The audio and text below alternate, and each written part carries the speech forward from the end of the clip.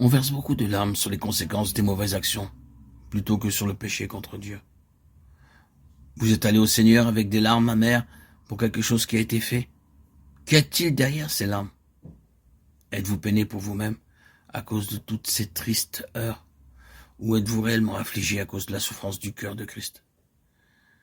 Avez-vous appris à regarder le péché et tout ce qui n'atteint pas à la gloire de Dieu comme une blessure au cœur de Jésus?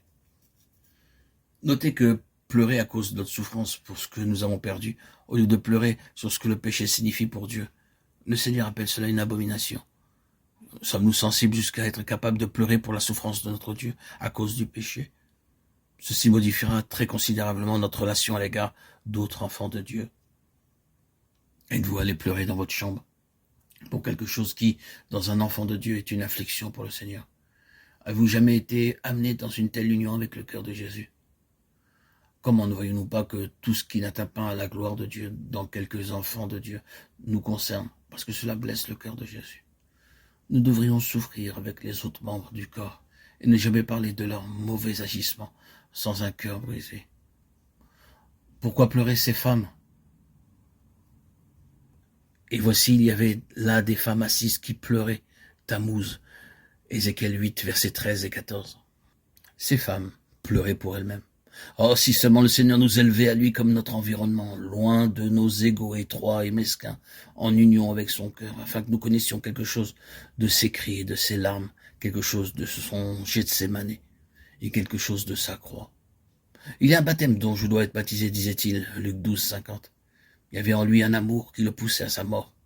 Et jusqu'à son accomplissement, il disait « Combien il me tarde qu'il soit accompli ».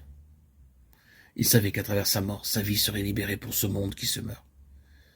Et il me dit « Abomination plus grande que celle-là ». Et il me conduisit dans le parvis intérieur de la maison d'Éternel, et entre le portique et l'autel, il y avait homme tournant le dos au temple de l'Éternel et le visage vers l'Orient. Et il se prosternait à l'Orient devant le soleil. Ézéchiel 8, versets 15 et 16. Que signifie ceci pour nous spirituellement? La lumière de Dieu sonde notre adoration. Y a-t-il du sacrilège dans nos choses saintes? Oh, la façon désinvolte dont on parle des choses sacrées au lieu de nous taire, d'avoir du respect et une crainte pieuse. Il y a de la légèreté dans la manière dont nous employons le nom de Dieu. Nous le disons comme nous le ferions avec le nom d'autres personnes. Est-ce que cela veut dire que nous ne devons pas mentionner son nom? Non, mais un silence respectueux devrait s'emparer de nous lorsque nous le prononçons, parce que nous ne perdons jamais la présence du Saint. Lorsque le mot « le Saint des Saints » vient à nos lèvres, qu'est-ce qu'il exprime? L'expérience. Loin de là. C'est Dieu lui-même en Christ devant lequel les anges cachent leur face et dans la présence duquel, sans le sang, nous n'oserions paraître. S'il y a quelque chose qui manque de nos jours, c'est bien le saint respect et la crainte pieuse. Voici sur qui je porterai mes regards, sur celui qui craint ma parole. Ésaïe 66, 2.